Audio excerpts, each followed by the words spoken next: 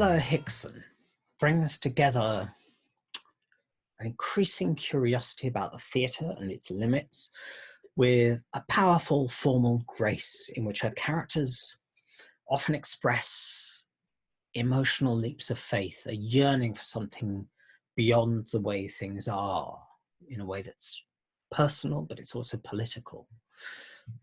Her first play, or at least her first play that I became aware of, 8, from 2008, comprised 8 monologues, but only 4 of them did you get to see on any particular night, the audience being required to vote for their preferred options before the play began. The monologues individually are funny, they're satirical sometimes, they're bitter occasionally, very smart, though the mechanics of how we chose what we saw locate this play in a society where consumer choice was kind of out of control. It was impossible to watch the play without looking rather guiltily at the other performers sat at the back of the stage, of whose literal moment in the spotlight we've cheated them. It suggested to me that the apparent miniaturism of 8 was a disguise for a playwright with wider horizons. The following year's Precious Little Talent pulled off an analogous trick. It's a graceful three-hander. The dialogue is lively and it's pin sharp. The characters are warmly drawn. But as it goes on, you realize that it may seem like it's a small relationship play, but it's got a wider focus on youth and age, on Britain and America, on romance and loss, cynicism and hope. Hot Mess from 2010 and Boys from 2012 are a pair of plays about girls and boys, respectively, teetering on the verge of adulthood and responsibility, trying to work out what emotions mean, what they want, kind of who they are.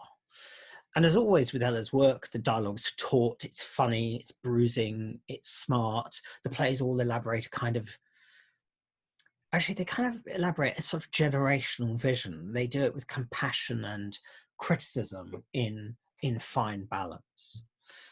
And then in 2012, there came a sign of something that I suppose was a little bit more questioning, perhaps a little bit more kind of self-doubting in a funny way. There was a collaboration with the Scottish company Gridiron called The Authorised Kate Bain, which interweaves the story of a young woman playwright who's kind of negotiating family and memory and things like that. And it interweaves that with the images of her writing and rewriting the scenes of her life. And it suggested an interesting move, I thought, into a kind of formal self-awareness, which was kind of at work, I guess, in that device that structures 8, but it was much more intense in that version.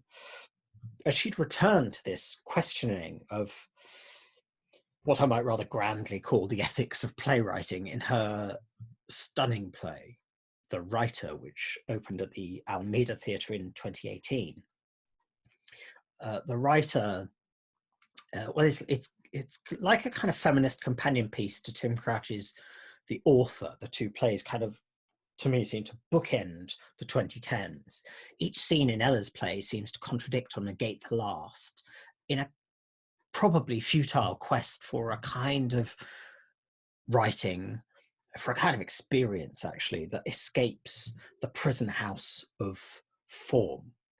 The play's final scene, I think, seems to kind of despair of that possibility, while its central scene opens up briefly a rapturous, oceanic purity of female experience in which all hard edges and formal structures are dissolved. The play doesn't tell us how seriously to take that, and perhaps it's very provisional, perhaps it's already ironized by the next scene, but it's a fascinating moment of trying to make theatre that escapes theatre in a certain way.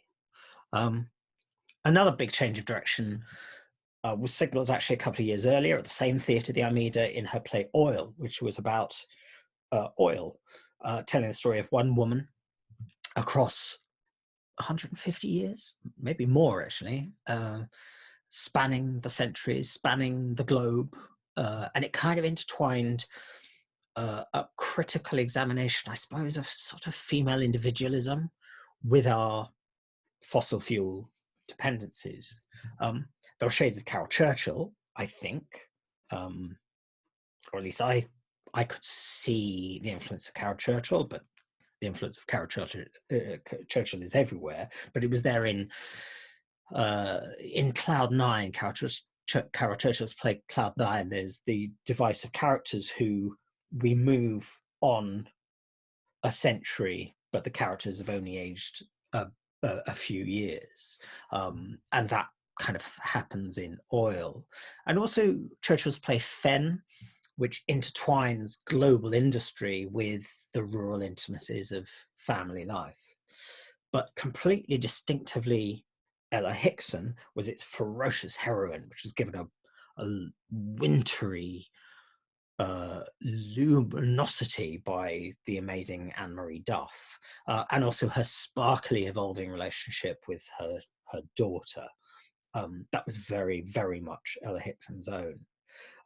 The mixture of politics, feminism, and kind of theatrical self-consciousness came together again, I think, in last year's play Swive Elizabeth at the Sam Wanamaker Playhouse, which was a play about Elizabeth I and the way that her power involved a complicated determination to avoid being seen merely as sort of kind of the womb in chief. You know, I suppose it was sort of asking, how far must a woman deny her body to be taken seriously? Which sounds like a very abstract kind of question, but it didn't feel like that. The play was extremely playful, sometimes at the expense of the playhouse itself, and it gave Elizabeth agency through a certain control over the means of theatrical production. What's particularly thrilling about Ella Hickson is that she's not content to plough a particular furrow. Her plays keep changing, getting more complex, more ambitious, more exciting. It's very hard to pin down her work in a really good way. She's as capable of writing a crowd-pleasing main stage adaptation of Peter Pan, which she did in 2013 under the title Wendy and Peter Pan, which, as the title suggests, there was a really interesting decision to push Wendy to the center of that play. But she can also write an experimental headphone show for the National Theatre about East German Cold War paranoia, last year's Anna at the National Theatre. There's something that always particularly excites me about a writer who changes with every play. And so I'm delighted to be speaking to Ella Hickson. Ella, how are you? All right. I'm trying to look how depressing my background is, and you've got lovely books, and so I'm trying to turn my concern. You've got at least a plant. I don't do it. It's very thoughtful.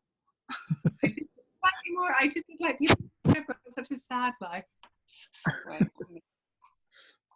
Move my plants. Is that weird? It now looks like intentionally placed foliage.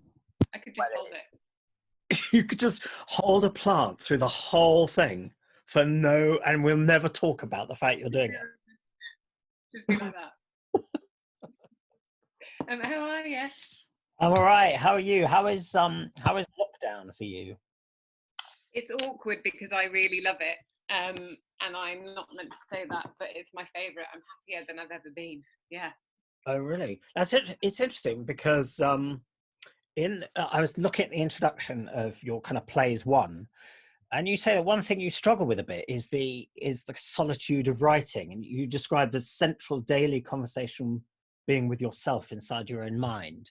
So I kind of thought, oh, maybe Ella Hickson is going to hate this. Maybe she's going to go mad. Madder. No, the opposite. Well, interestingly, I'm less alone than I normally am. Right, okay. There's 3 of us in the house, and Jenna's an actor, so should be working but isn't working. Was in Leopoldstadt that has come off. And then Christina's at home all day. So I've basically got a sort of retreat / monastery, which is my dream. It's just, it makes me so happy. Like, people are there for lunch. You know that there's someone to have a glass of wine and chat with in the evening. Yeah. And then the writing suddenly becomes completely anxiety inducing. And it's really, I think I'm weirdly sensitive. I remember this on the first 3 days of lockdown, to sort of atmospheric, like cultural vibe or something. I just remember my shoulders dropped. I was like, capitalism has died a bit. I could feel it. I was just like, there's less sound, there's less movement, and there's less money sloshing around, and everyone stopped going like, Yeah. and the like death of competition a bit as well. It's nice. I mean, I say this obviously fully aware that lots of people are suffering horribly, and my brother's a doctor, and you know, all that sort of stuff. But yes, having quite a nice time. How are you? You've got a little one, right? That's right, 3.5. So he's loving it because he gets Really? well, yeah, because he just gets basically constant attention from mum and dad, you know. And the only thing is that's really weird is he keeps listing the things that he's going to do after the coronavirus goes away, he says, and they often include going to the pub, which He's definitely heard that from you, surely.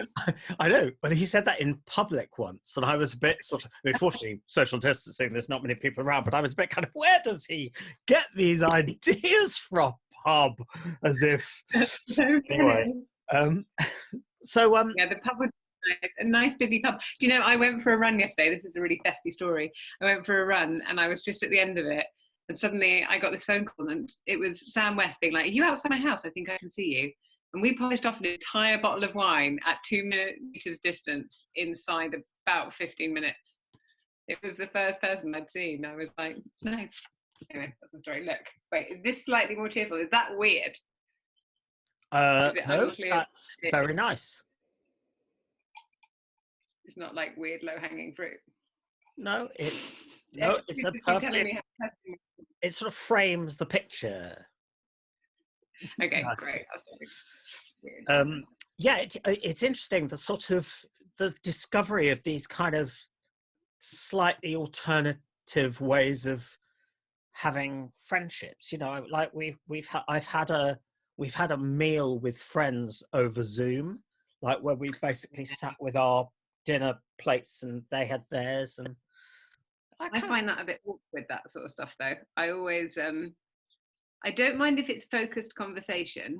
Okay. But I find like watching someone cook, I just don't know how involved I'm meant to be. Am I meant to be commenting? Am I meant to be? It's unclear. And when everybody gets around and then they all get their meals out and then everyone's eating, you're just like, are we just watching each other eat? I don't understand. Yeah, but then I was quite surprised at how normal it felt, and also it kind of makes me think that's kind of what we do in a restaurant, isn't it? You watch other people eat because, you know, they're that's true. Yeah. It's just nice contact, isn't it, and community. I felt the sense of community in the first couple of weeks was amazing. Yeah, it's gone down a bit, but still nice. So can I ask about a bit about your plays, sort of in general, because one thing I've always find really interesting with writers is where you feel like, and this is obviously from the outside, but you sort of feel like you can see a writer going on a journey. And I sort of feel like that's quite clear with you, in the sense that, and obviously that this is never how it actually feels like in somebody's own head, but from my bit of the outside, it feels like you kind of start with putting 8 to one side, but the early plays are quite autobiographical, or at least they relate quite closely to experiences you've had or places you've lived. And then and through that process there's a sort of crafting of plays that happens, and then there's quite a big change that seems to happen around Oil, which seems to be a huge explosion of form and subject matter and ambition. And then the plays subsequent to that seem to be kind of reinventing in quite an energetic way. Do you kind of see Oil as being a big turning point, or do you not recognize the picture I've described? Yes, interestingly, I was having this conversation just the other day because there's a chap at Southampton who's just written a big chapter on oil, and I was re-talking about it for the first time in quite a long time.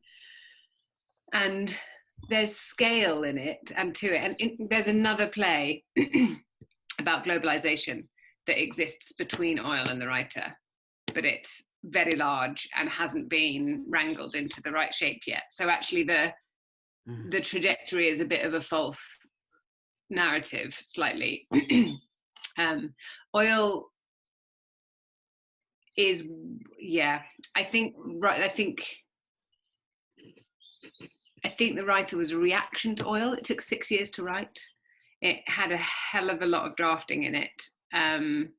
I say 6 years to write. It took 6 years to kind of get to a stage for one reason or another. It was slightly development hell, understandably, because it's huge and unwieldy. So I think there was a kind of, I've always loved scale and I've always loved world.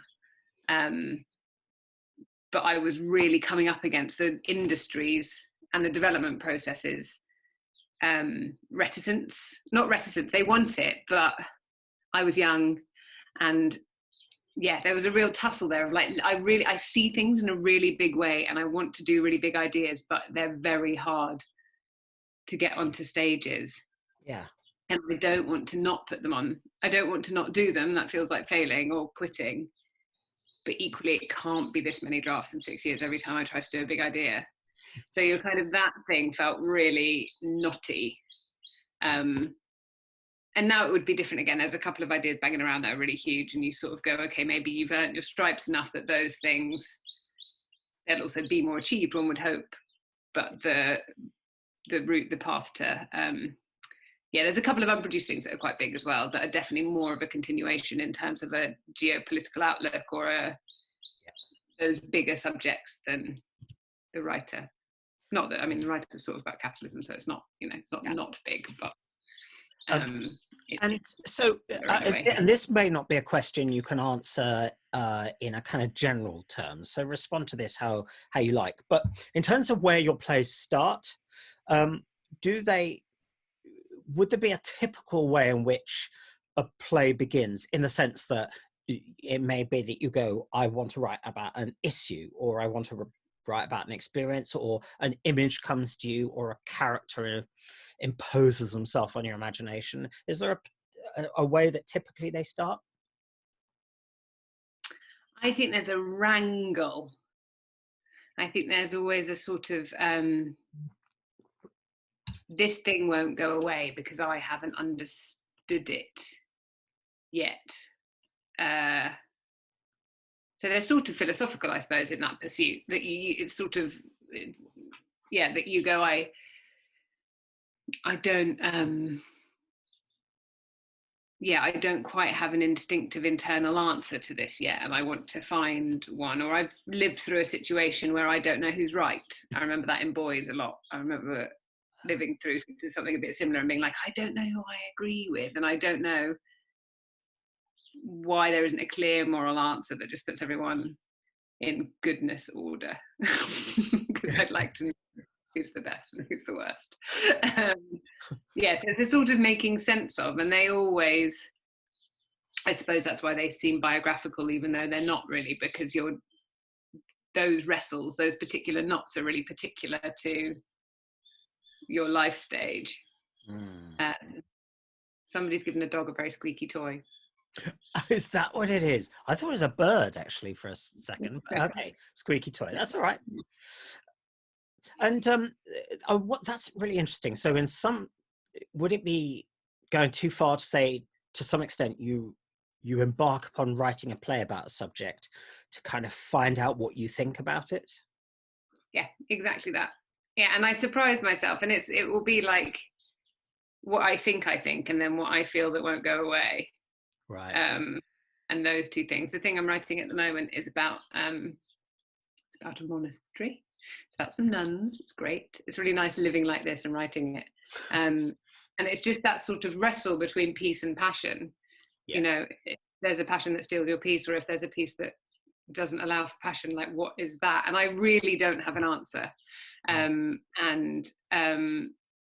So that pursuit is quite relentless, because you want an answer, and then it usually drags in a bunch of contemporary cultural I'm sort of, unfortunately, a kind of atmospheric. Somebody referred to me as a lightning rod the other day, which is sort of, there's like a weird, I can't not write about, I suppose this is true of all writers actually, lightning rod or not. Yeah, there's a nowness to it.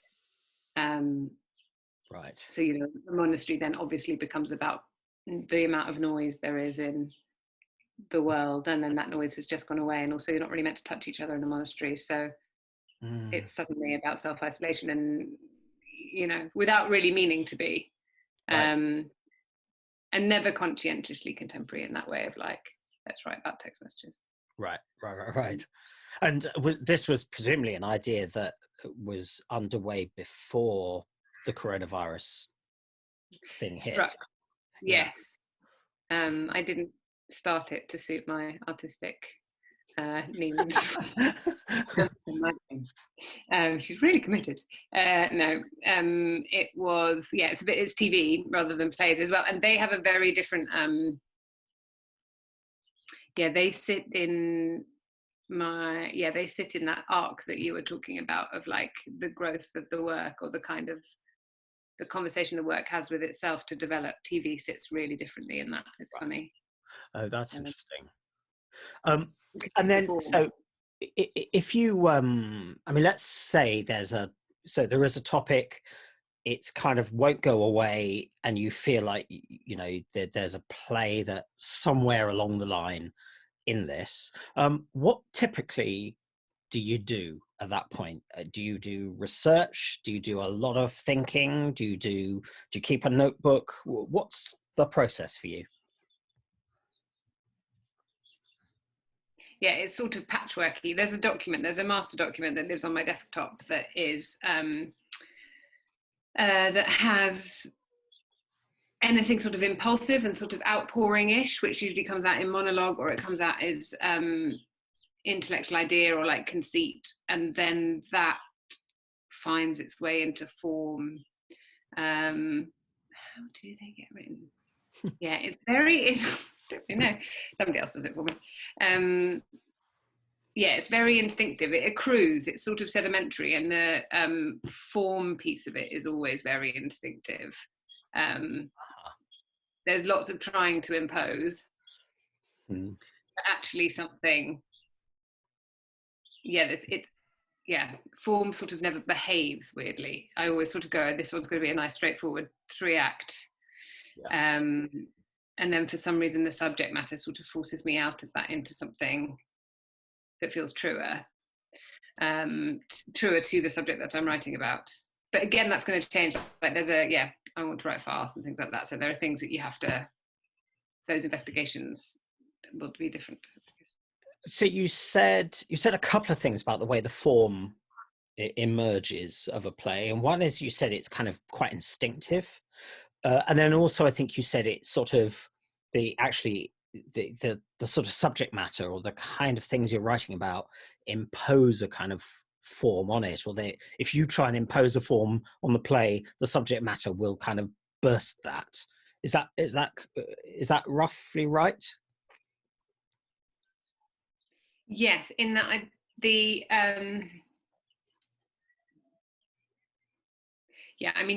think there are basics, as much as the writers sort of try to challenge that. I think there are like protagonist arcs, and there are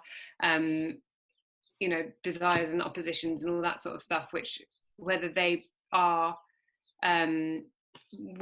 instinctive to us as creatures of storytelling, or whether they are just what makes something work, and so you have to do them, that's hard to tell.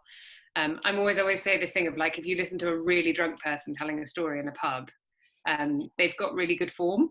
They just always do. They just sort of, because it's a very instinctive thing to know where like a punch, what shape something should be. It's not always funny, but like they know what the thing of it is. So yeah, whether like received forms are ingested, and so that actually when it comes to writing, form feels instinctive, even though it's learnt. I mean, that's a fine line, isn't it? That's a balance. But I try to let form emerge rather than write into form. I don't do like a paint by numbers and then fill it in.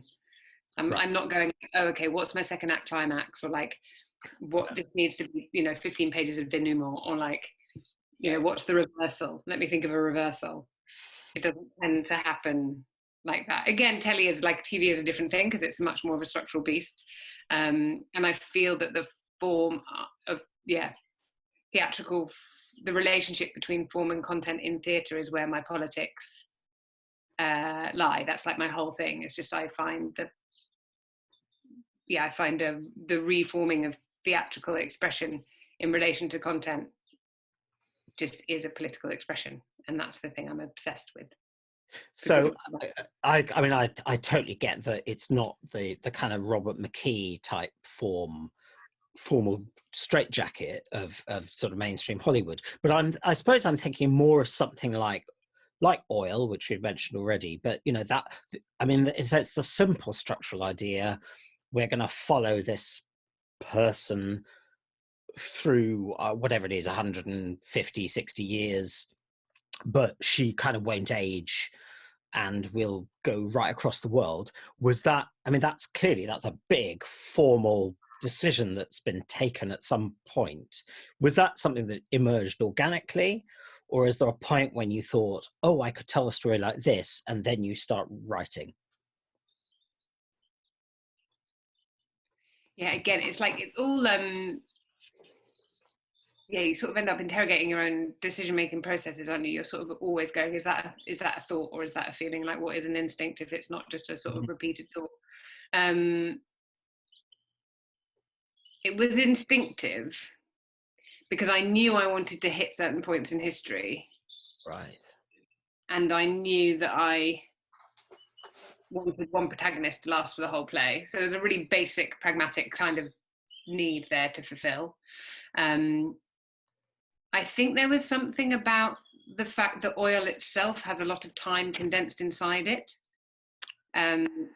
Like a single drop of oil has billions of years in it. Yeah. So it felt like that was permission for the single drop of May to have more than a lifetime inside her.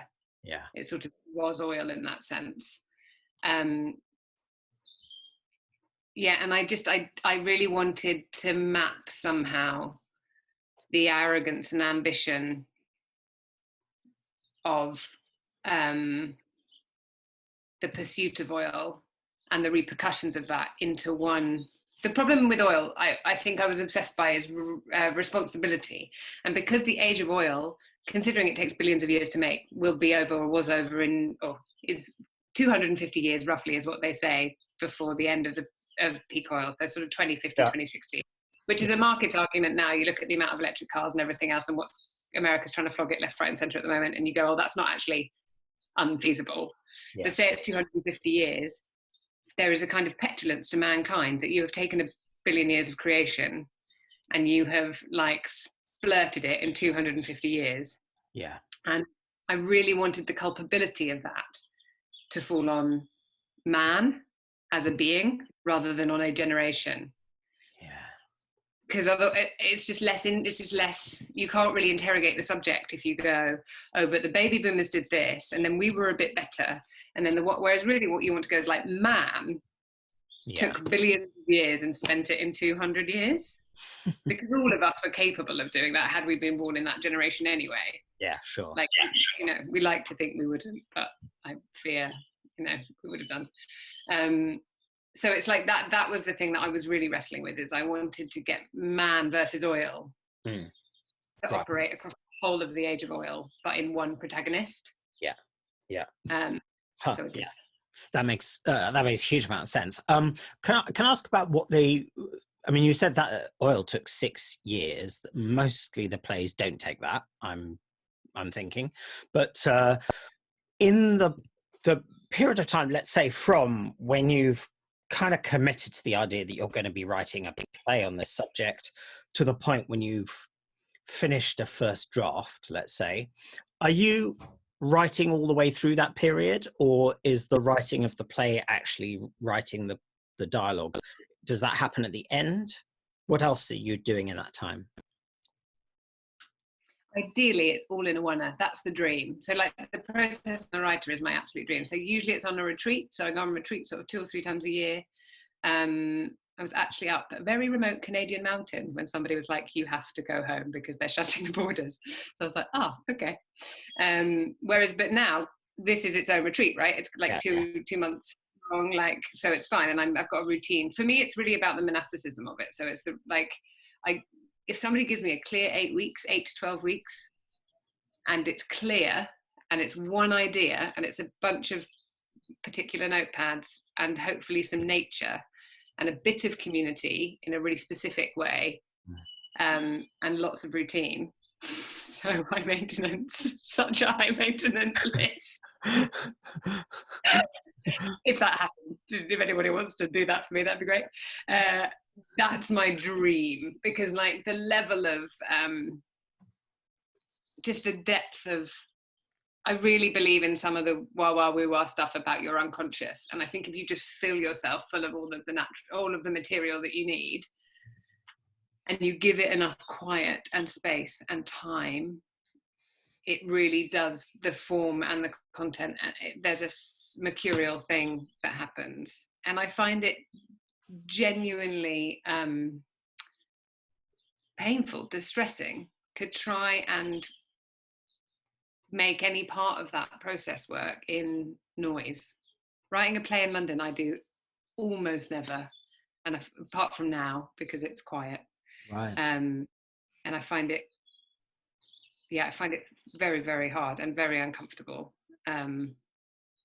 It's just not safe enough, and I don't really know what I mean by that. But I used to think the safety was about social, like going to a press night halfway through writing a play. I mean, you'd rather shoot yourself in the face. Like, it's just not the right. It's the wrong end of the right business. Yeah. Yeah, completely wrong.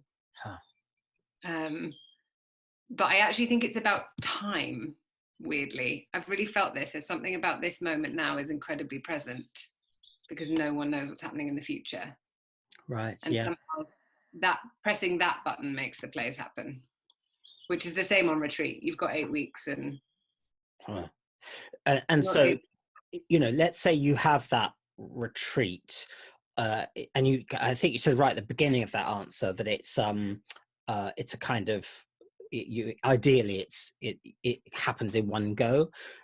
So if you had like 12 weeks start to finish, would that be 6 weeks of thinking, reading stuff, coming up with ideas, and then a period of writing? Or are you a kind of, I will do a bit of writing on the play every day?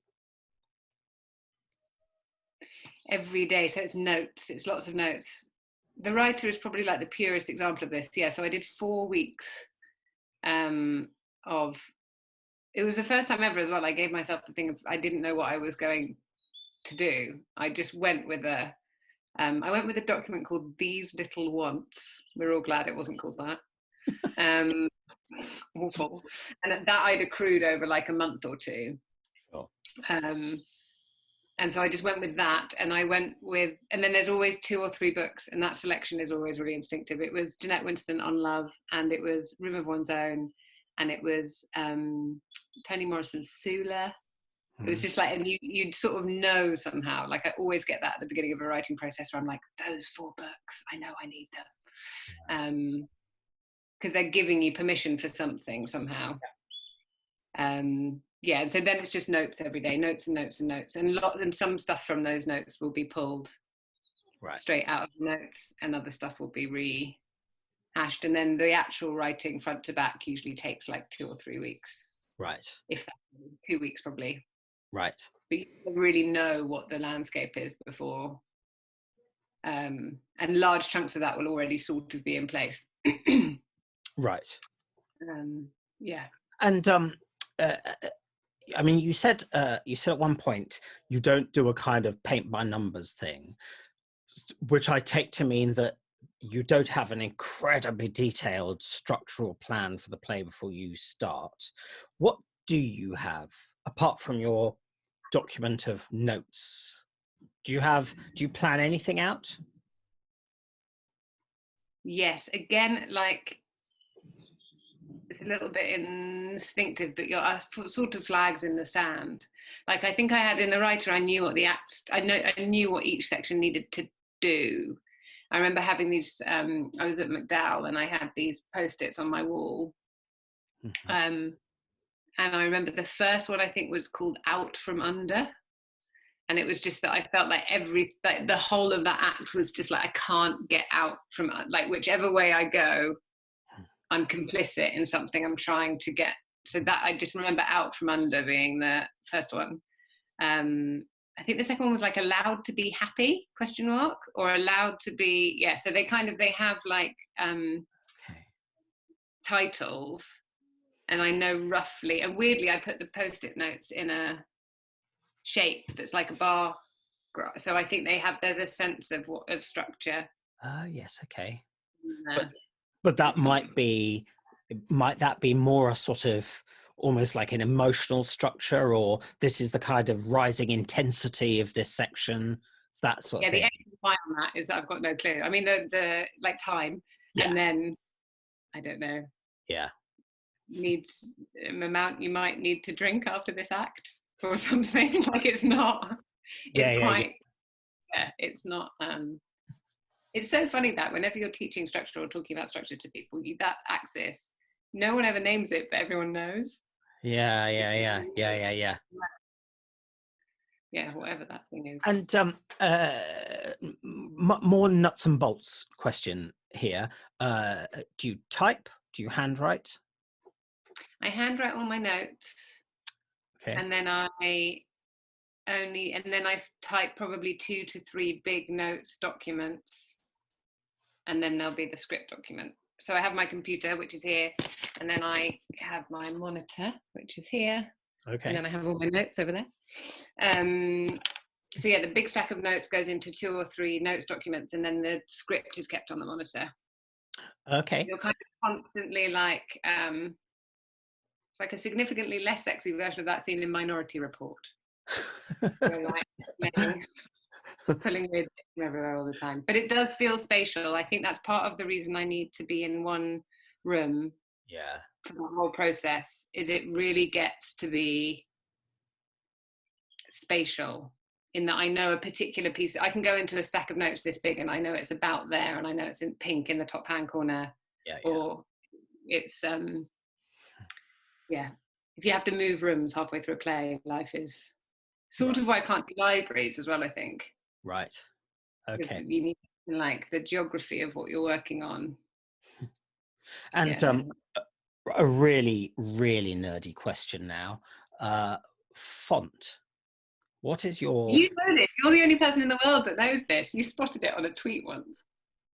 Somebody was talking about tweets about fonts. It was really funny. I don't know how I found this. And somebody was like, Calibri, and you were like, Ella Hickson. Knew it. I was like, how does he know that?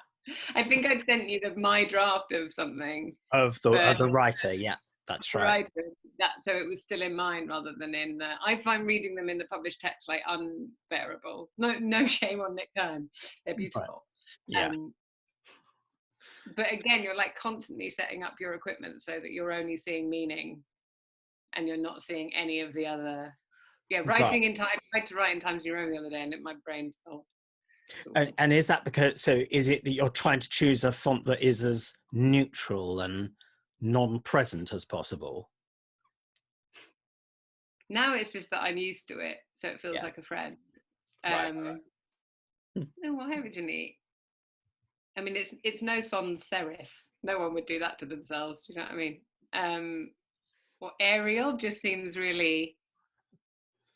Yeah, isn't that funny? Wow, I've got really strong prejudices against fonts. I've never thought about this. I think David Gregg writes in Arial. Of course he bloody does. He's an idiot. That's why. I've met him. He's an idiot. Can I ask you about rewriting? Do you like rewriting? How do you do it? How do you approach it? I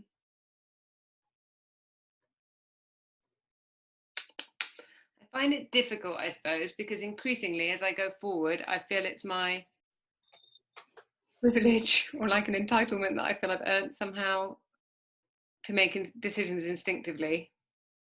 That is the piece that just feels like it's getting honed over time.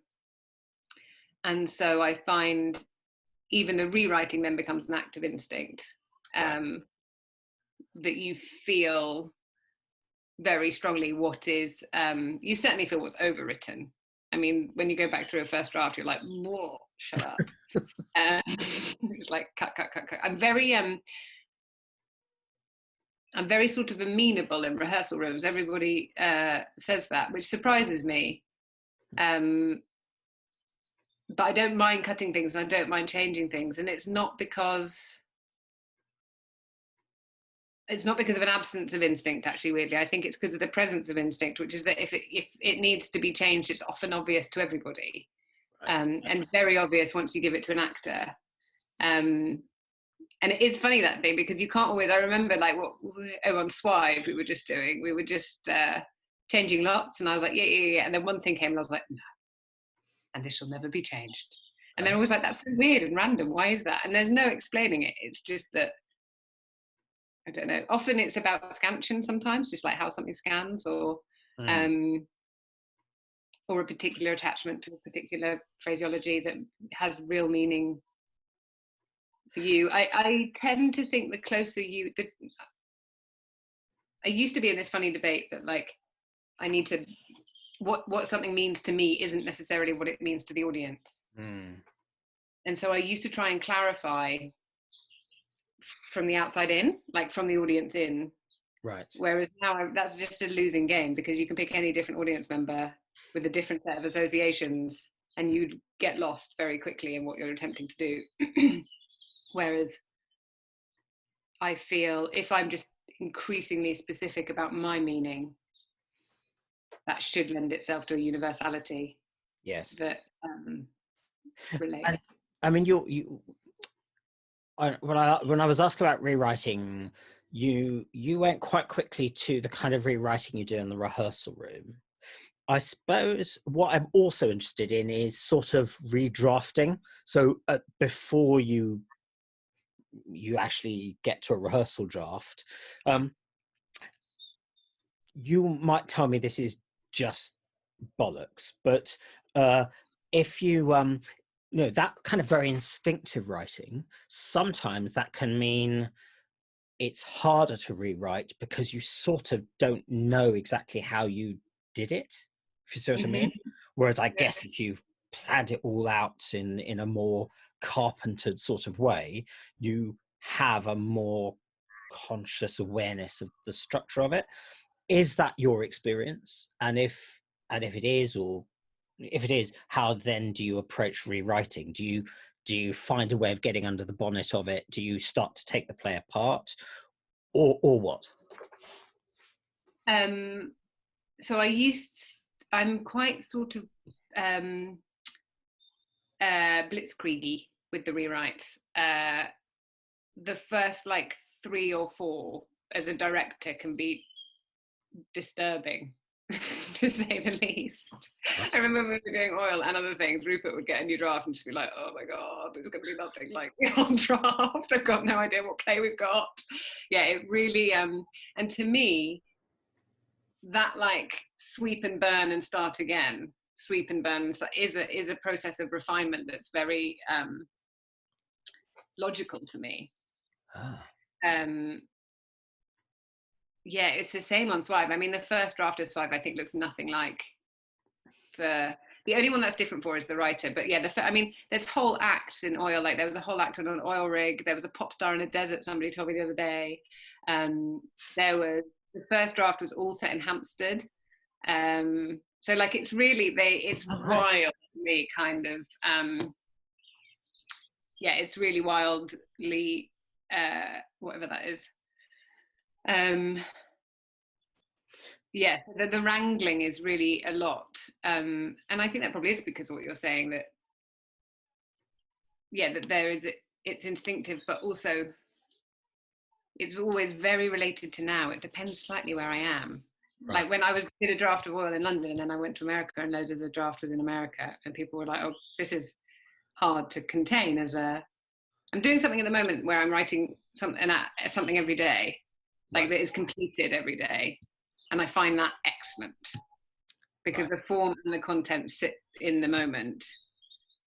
Yeah. And it's complete and it's done. That's sort of my ideal. I find and certainly what happened on Oil is because the distance between the instinct to write it and it being finished was so long, right, that I just wanted to write a new play every time. Because that's always the feeling in me, is I just want to write a play about right now. And when you're in that process of these quite radically different drafts, are you kind of aware that that's what you're doing, and that you're kind of, is it you're kind of going, I feel this is a play that I am going to write 5, 6, 7 drafts of it, and I know that the play will then become apparent to something that I can then do the final version because I've done 7? Or is it that every time you do a draft, you're thinking, this is the one?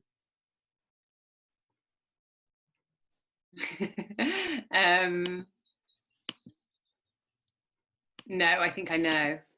Yeah, I know. So I tend to know how hellish at the start gun. Really?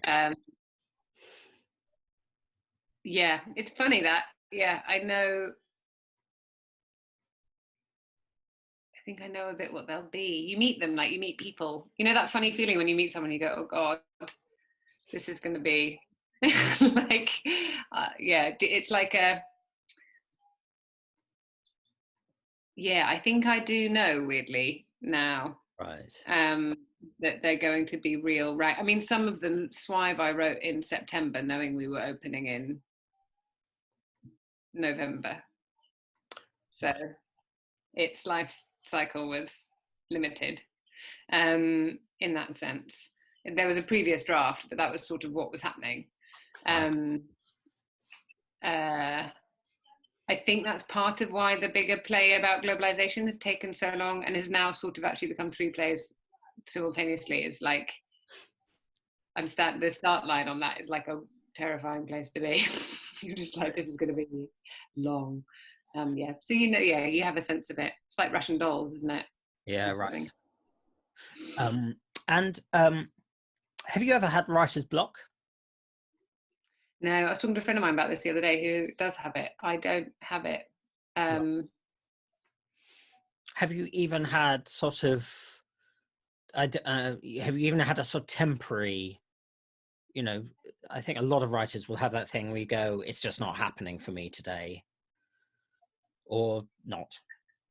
I certainly get uncomfortable to the point that I can't be at a computer anymore. There's like a panic that happens if I get a bit stuck, or if I feel like it's not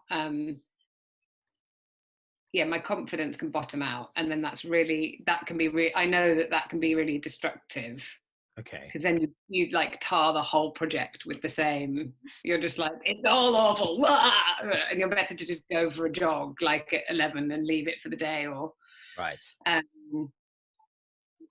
And so is that what you would do? You take yourself, you just go, I won't do any more on this today, I'll do something else, I'll go for a run or whatever it is and look at it again tomorrow? Or do you have other mechanisms for coping?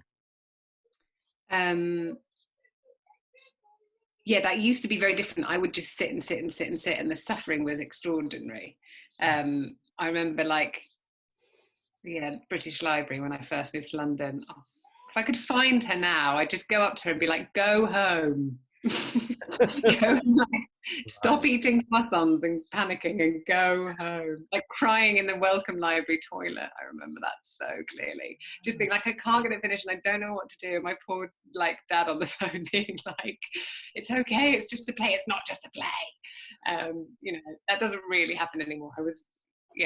And that's been a real lesson of like knowing that going easy on yourself is, and that's part of how I've learned to trust the instinct, because my brain was a really cruel master, and if I was going to keep writing, I had to write from somewhere that wasn't going to punish me quite so hard.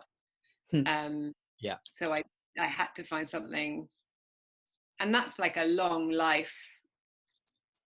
thing of just like, I was just slightly self-conscious about my blackboard back here, which says, is a list. It says Joe Wicks, meditation, singing homework, self-work, homework, run, Madam, then it's got dad, pat, mum of people I have to ring every day to check they're all right. You've got lots so, of tips. There's a list of ways to stay free.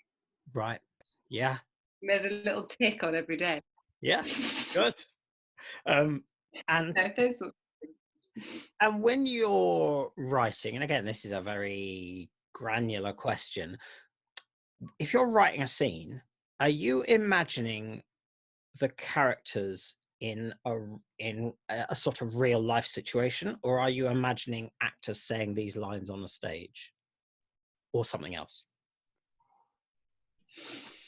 So this is like an area that I'm super interested in and think about a lot at the moment, because I think theatre has really suffered from television with writers in this respect. That you're in television, you're always in the sitting room or on the train station, whereas in theatre, you ideally don't want to be in the train station because that's a terrible scene invariably. You sort of kind of really interrogating what the theatrical gesture is of the scene, and being really, since we've been in lockdown, I've been doing a tiny bit of VR. I could have my head in the thingy. Oh, right. And that's really fascinating because you're protagonist in scene. So you're not, there is no sense of observing, you are inside the scene and it's either interacting with you or it's in front of you. So that conversation about like your relationship to story. And I think I've always had like a broad determination to ease people's sense of like what goes on in my head isn't what goes on in your head. And so, but that theatre's not actually very well organized for that. We've got a very coherent sense of character, and no, like interiority is limited to sort of monologue and soliloquy, which is right. Yes. not how most of us relate with the inside of our heads, we hope. And in a sense, that's kind of what the writer is sort of, well, one of the things the writer is doing is, it feels to me, is about trying to kind of get further and further inside mental experience a bit. I think in the writer, and it's interesting because I've been, the next thing I can feel, it's around different thing, but I think the writer is definitely having that struggle with form. I think it's feeling that like that form feels like a coat you have to put on before you're allowed to say what you want to say. And the writer's a little like, what if no coat? Is like, what is that? Do we need form to get as close as we possibly can to putting human experience on stage? But I think there's some work to do that I'm really interested in next about character, and that we've got such a conventional way of doing character. Somebody walks on stage and like their name is Peter and they're wearing Peter's jumper and everything, and also all of our meaning is supposedly, we've got this weirdly, I don't even know where it's from, but the idea that meaning is in subtext. It's right. really uninterrogated. Yeah, right. I don't feel like you have a coherent sense of what you want to say, and then you refashion it into like live now into a question to ask me. I feel like the distance. Yes. You know what I mean? Yes, the way that we. Yeah. I wonder if it's a sort of Stanislavskian thing, which is it's a vision of the mind that suggests that we have the sort of private thing goes on in here, which we then issue out in a series of actions and speeches, whereas a lot of the time our experience is surely that you find out what you're saying as you speak, and you often don't know quite why you acted in that way at that time and this sort of thing. So that sounds like a very interesting future project. Yeah, just thinking about it lots. I've been buzzing around it for ages about just trying to do with subjectivity or trying to do with character what the writer was asking a little bit about form, because it just feels whenever you action a line or do subtext on a line, it feels really not it feels theatrically effective but not representative of subjective reality. But that's not necessarily what theatre is for either. Right. Which is also what the writer was saying. It's like, yes, this might not be a representation of what it is to be in the world, but is that what theatre should be anyway? Theatre is a particular construct designed to entertain people in a particular way. With the writer, I kind of think, and you may completely disagree with this, that there's a connection between this and an earlier play of yours, or piece, sort of performance text of yours, the authorized Kate Bain, which I think you wrote for Gridiron. It was Gridiron, wasn't it? You wrote it for.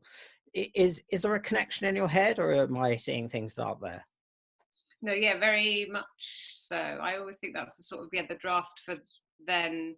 Yeah, no one ever spots that because no one ever reads Kate Bain. But yeah, there was a thing about it being. It's actually a bit the thing we were just talking about as well. Is there's something in that about memory, like how do you represent memory, and then if you're writing something, yeah, it's like it is the writer. It's to do with family and memory as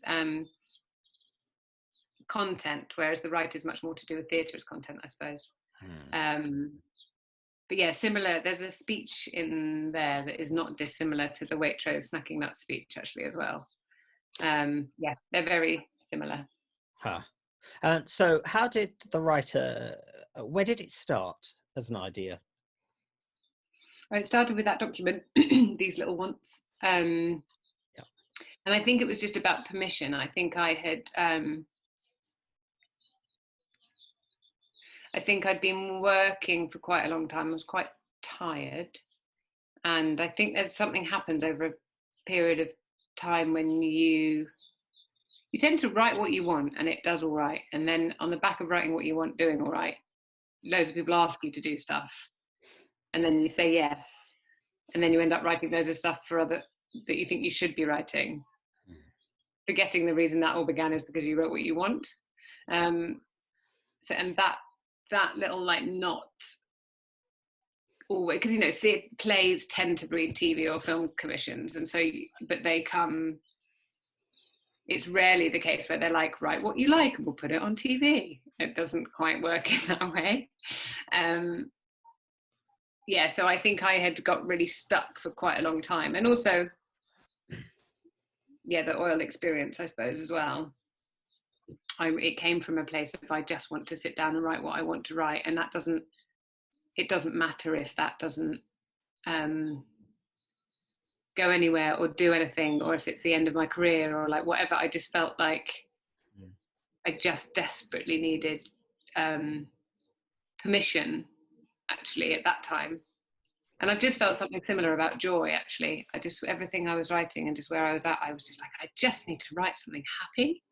It's so not in vogue at the moment. And you go, Jesus, like, what I just desperately need, being, so they're preoccupations that build up over a period of time.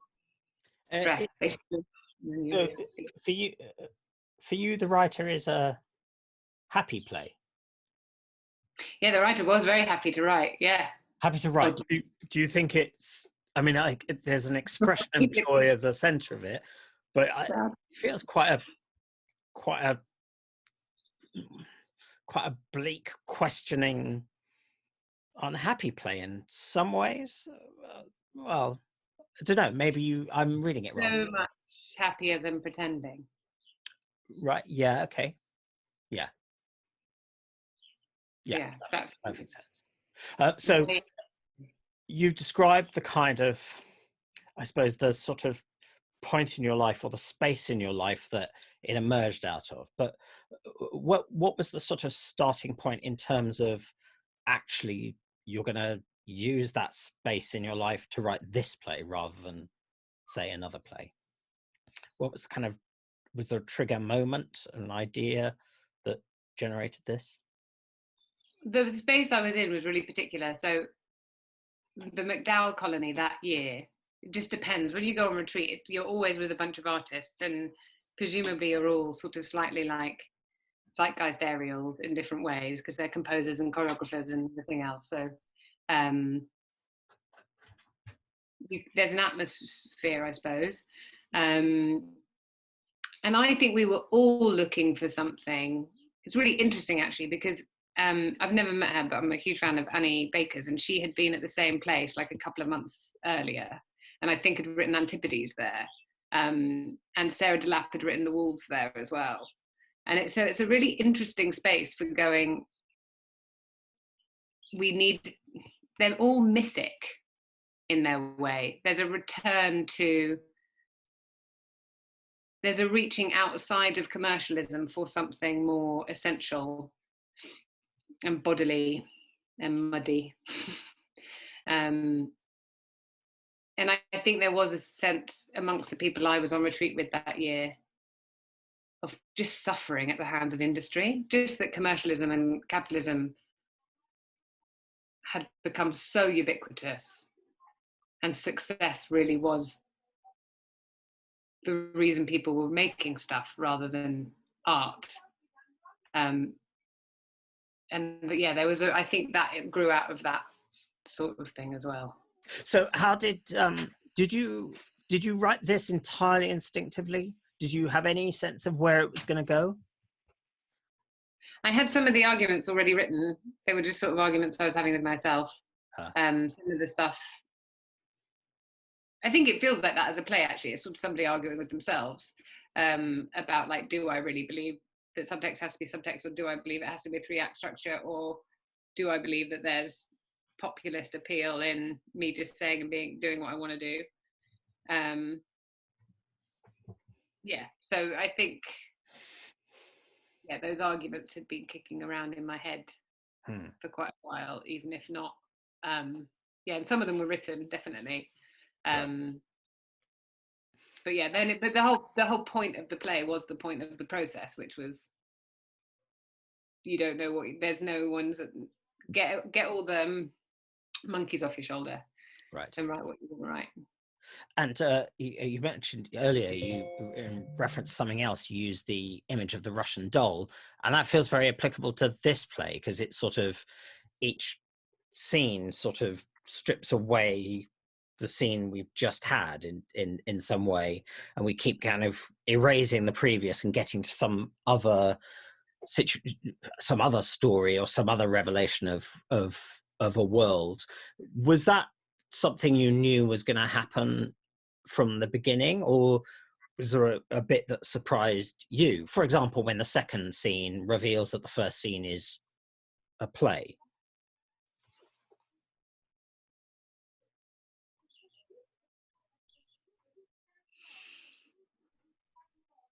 I wrote the first, it's all about, I think, finding a mode of representation for your internal critic. So I wrote the first scene, but obviously it was not going to be like, guys, this is my new play, this is all of it, like, I really believe this. So in order to be able to write so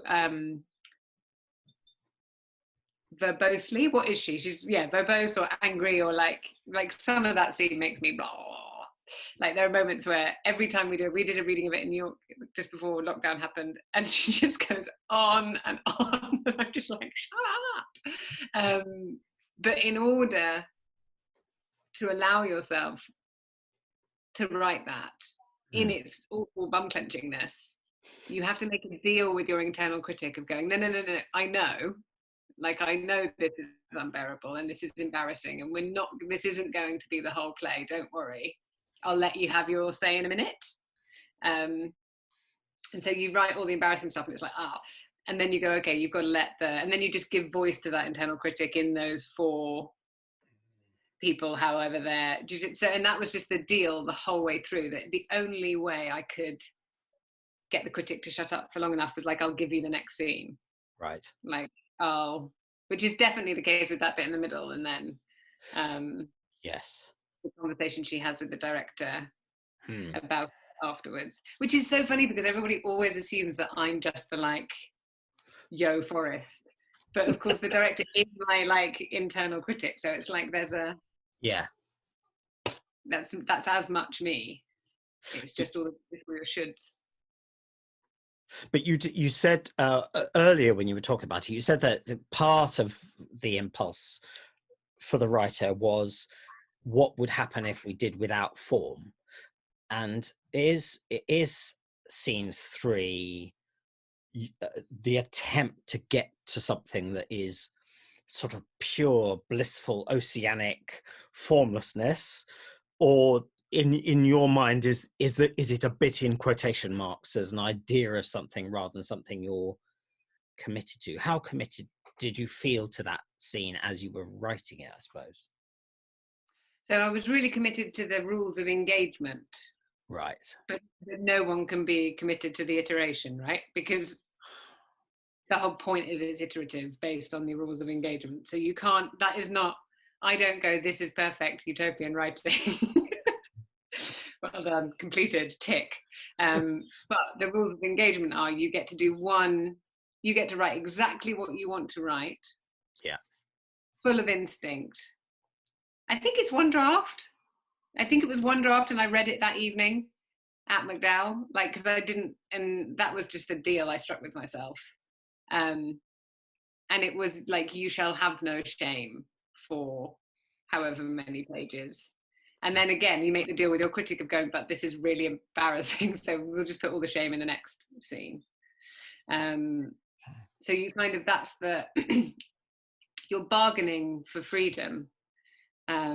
Like, can you imagine the version of the writer that is the first scene without the panel, followed by the boyfriend scene, followed by the utopian scene with none of the, you would just be like, it would be so, you'd all just have to like quietly leave the theatre being like, "Rrr." But that is, I mean, that's how we're made, right? Like, we all have that stuff in us, but we also have someone that says it's not okay to be that person all the time. And when you said you read it that evening, do you mean that the way that the McDowell retreat works is that the writers gather and read out what they read, or do you mean you sat in your room and read it? The way you just described it makes it sound unbearable, but yes, they gather and read their work. Seriously. But it's not just writers, so it's like filmmakers and composers. You only have to read once. You don't have to, but They suggest you read once whilst you're there. So I just knew in my process, I think I was in the middle of, I think I was like, you usually read towards the end. Right. So I think I was there for 5 weeks and my sharing was on the Monday of the final week. Right, okay. And so I knew I had that in my head, and I was just gonna, my deal was you're gonna read it and write it. You're gonna write it and read it in the same day. Right. So, and do you mean you only read that scene? Yeah. And was there a bit of you when you read it out to them saying, there is more to this play, this isn't just what I, or not? Or did you just read it, mic drop, walk out the room? It's really interesting, and this is a lot actually of what the thing I'm writing at the moment is interrogating. There has been a real vogue of late for that level of self. I can't remember the word somebody used the other day, but it was really good. Excoriate, is that a word? Mm-hmm. That we have become lusty for as audience members, and artists have discovered the kind of danger or thrill in going, this is my unfiltered confessional, often just like the kind of stuff where people are saying stuff about themselves in their work, you know. And there's been a lot of people that have put themselves in their work, or they have, and it's interesting that all happened, you know. There was a real sway that time of like plays by people who were performing in their own plays about the thing that was also like their life, that was I have reacted to that. This is the first time I've really, since the writer's spoken about the writer, and have actually I would have said no in a different thing, because it's really dangerous as well, that level of vulnerability, and it's really dangerous that the market has decided it's got really saleable value, especially for young women. Yeah. And it just feels really skinless in a way that at MacDowell is kind of mic drop and fine because there's 10 people in the room, and that's a fun trick to play with yourself. But put that same monologue into the Almeida, and you've got a bunch of critics, and that is a really different experience. And we've just got this thing of like, the less safe you are, the better artist you are. Like, that has just happened. Like, and it's really weird, and it's not true. And there's loads of artists who don't do it. Loads of brilliant writers that I really respect who keep themselves well out of their work. And I'm not to say that the writer is autobiographical in a sense that it's me particularly, but there's a mode of that non-filteredness, I suppose. It's not necessarily biographical, but it's that I'm just going to write what I want. If you don't invite the internal critic into the room whilst you're writing, you forget that they're going to be there on press night. I think my son's trying to get Let him in. No, honestly, it would just run riot. Yes, when I bumped a Skype chat with a colleague and said, "I'm really sorry, I've put this interview with Ella Hickson in," and said, "Oh, I love Ella Hickson. I'm very happy to be bumped for her. Ask her about Anna, because that's my favourite of hers. So I'm going to ask you about Anna. How did that come about, and how did you approach the very, very particular task of writing something for that form?" It's such a relief to talk about Anna. Yes, so the Ringham brothers came to me and said, "We've got this technology. Do you want to have a play and a listen to it and see what it does? And do you think that," because they'd done lots of work in Shunt and done lots of work in, lots of different environments. Like, they're brilliant sound wizards, and they've done lots of. I'd just seen a show of theirs called, I want to say Whole, at the BAC. I should definitely get that right. Was it called Whole? It was great. It was really good. And they felt that they were making really exciting strides with the technology, but they hadn't. They wanted to sort of set a new challenge for themselves in getting that technology to work inside like a proper play, whatever that meant. And I was delighted to be working on some things that felt technical and intellectual and dramaturgical in nature. So yeah, it was a really happy thing. It was quite a long process. I think I just got back from Berlin, which is why, and the Ringham brothers are descended from German parents and grandparents. So we sort of started there, and then it's the same preoccupation with subjectivity. I was really interested in how, I think in how like fundamentalism, we started at ISIS, I think, actually, of like how, if you can get that close to someone's ear, are you almost in their thoughts? And if you're almost in their thoughts, can you watch someone, can you convert an audience? I was interested in where how ideology exists between your ears, basically. Like, how does your thought pattern shift to turn you from a communist to a capitalist to a, that thing, like your sort of mental landscape. So yeah, we started there, and then we just did loads of experiments. Right. And built a sound language, and then built a big glass box, trapped everybody in it for 3 months. Poor people. But yeah, it was really thrilling, and I found the technical aspect of it really exciting challenge. Yeah, great. Absolutely. Nearly out of time. So I've got one final question to ask you, which I've asked everybody, almost everybody, which is, you've been writing plays for 12 years, I think it is.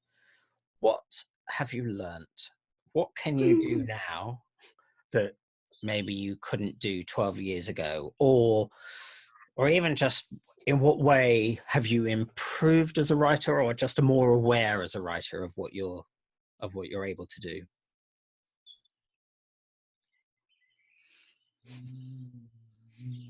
What's everyone else said? Tell you what, everybody pulls exactly that stricken look of horror that basically goes, I know nothing. I know nothing. I should make it clear I don't think David Craig's an idiot, by the way. He's a very, very smart man. I've been worried about that for the last hour. He's excellent. What do I know now?